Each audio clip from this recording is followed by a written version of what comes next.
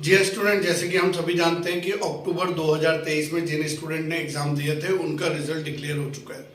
और अब result declare होने के बाद कुछ समस्या ऐसी सामने आ रही है उन स्टूडेंट्स के जिनका कोई एक या दो सब्जेक्ट पेंडिंग रह गया है।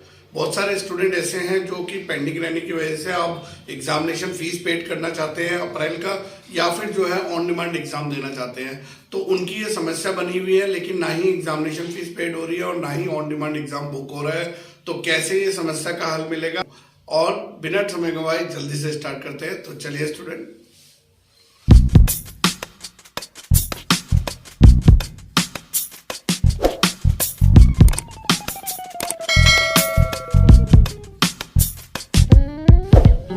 नमस्कार दोस्तों, मैं दीपक सिंह गोसाई एंड iOS एक्सपर्ट। ये चैनल आपका पीसीआईसी गुरुजी। हम लोग बात कर रहे हैं यहाँ पे उन स्टूडेंट्स की जिन्होंने अक्टूबर 2023 में एग्जाम दिया था। कुछ स्टूडेंट तो क्लियरली पास हो गए हैं, कुछ स्टूडेंट्स की कई अलग अलग समस्याएं आ रही है। पहली समस्या ये है कि किसी का एक या दो सब्जेक्ट पेंडिंग रह गया है। अब वो चाहता है कि मैं अप्रैल में एग्जाम दूंगा, उसका एग्जामिनेशन फीस पेड करने जा रहे हैं। तो एग्जामिनेशन फीस पेड करने पे स्क्रीन पे जो ये आपको दिखाई दे रहा है, ये मैसेज वहां पर शो कर रहा है, ये यू आर नॉट एलिजिबल, इस तरीके से यहाँ पर आ रहा है। तो इसका मतलब ये नहीं है कि आप एग्जामिनेशन फीस पेड नहीं कर सकते हो। हर साल ये होता है, रिजल्ट जब आता है तो उसके बाद अक्टूबर वाले स्टूडेंट्स के लिए जिन्होंने अक्टूबर नवंबर में एग्जाम दिया है, उनके लिए ये एग्जामिनेशन फीस का पोर्टल एक बार दोबारा से खुलेगा, जिसमें आप जो है एग्जामिनेशन फीस पेड कर सकते हो। और एग्जामिनेशन फीस पेड करने के बाद आप एलिजिबल हो जाते हो एग्जाम देने के। बहुत सारे स्टूडेंट ऐसे हैं जिनका ऑन डिमांड एग्जाम बुक नहीं हो रहा है। तो मैं ऐसे बहुत सारे स्टूडेंट्स को बता दूं कि अगर देखिए आपने अभी एग्जाम दे दिया है, रिजल्ट आ चुका है, लेकिन अभी तक आपको साल भर यहाँ पर नहीं हुआ है, तो यहाँ पर ऑन डिमांड एग्जाम भी आपको अलाउड नहीं करेगा। आप अप्रैल वाले एग्जाम को ही दे सकते हैं।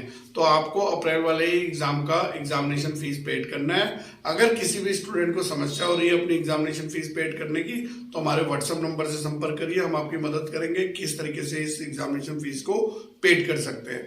साथ साथ में बहुत सारे स्टूडेंट ऐसे हैं जिनके जो टीओसी वाले सब्जेक्ट थे वो ऐड ही नहीं हुए हैं। तो उसमें बहुत सारी समस्याएं होती है, या तो अपनी अपनी ओरिजिनल मार्कशीट सबमिट नहीं करी, या फिर करी थी तो लेट करी थी। और फिर अगर आपने करी थी या फिर लेट करी थी और अगर टीओसी के मार्क्स ऐड नहीं हुए हैं, तो आपको यहाँ पे टीओसी की लेट फीस सबमिट ही करनी पड़ेगी। टीओसी की जब लेट फीस सबमिट करेंगे उसके बाद ही वो टीओसी के मार्क्स आपके ऐड होकर आएंगे। बात करते हैं उन स्टूडेंट्स की जो लोग ये कह रहे हैं कि हम पास हो गए हैं, अब हमको मार्कशीट कब मिलेगी और कैसे मिलेगी। तो आप सभी को बता दूं, लगभग 1 से 1.5 महीने बाद ये मार्कशीट जो है आपके स्टडी सेंटर्स में आना शुरू होगी। तब ये मार्कशीट आप वहां से कलेक्ट कर सकते हो। 2 सर्टिफिकेट आपको वहां पे मिलेंगे, एक आपको मार्कशीट कम पासिंग सर्टिफिकेट मिलेगा, दूसरा आपको माइग्रेशन कम ट्रांसफर सर्टिफिकेट मिलेगा। और किसी स्टूडेंट को अगर बहुत ज़्यादा जल्दी है कि कहीं पे आपको अप्लाई करना है या कहीं पे आपको मार्कशीट शो करना है, तो आप 1 हफ्ते बाद या 10-15 दिन बाद अपने डिजी लॉकर ऐप पे जाइए, उसे डाउनलोड कीजिए और उस ऐप से आप जो है अपनी ई वेरीफाइड मार्कशीट को डाउनलोड कर सकते हैं। और इससे अलावा अगर किसी को और भी ज़्यादा ज़रूरी है तो वो जो है ऑनलाइन अप्लाई कर सकते हैं, जिसमें आपकी जो मार्कशीट और अदर सर्टिफिकेट्स है वो आपके घर के एड्रेस पे पोस्ट कर दी जाएंगी।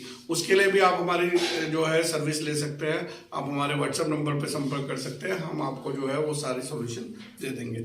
इसके अलावा हमारा जो स्टोर है vcicguruji.com, वहाँ पे आपको सब कुछ उपलब्ध है, टीएमए प्रैक्टिकल और आपके सॉल्व नोट्स, क्योंकि जिन लोगों को अब एग्जाम देने जाना है आगे, वो लोग उस वहाँ से भी अपना डाउनलोड कर सकते हैं।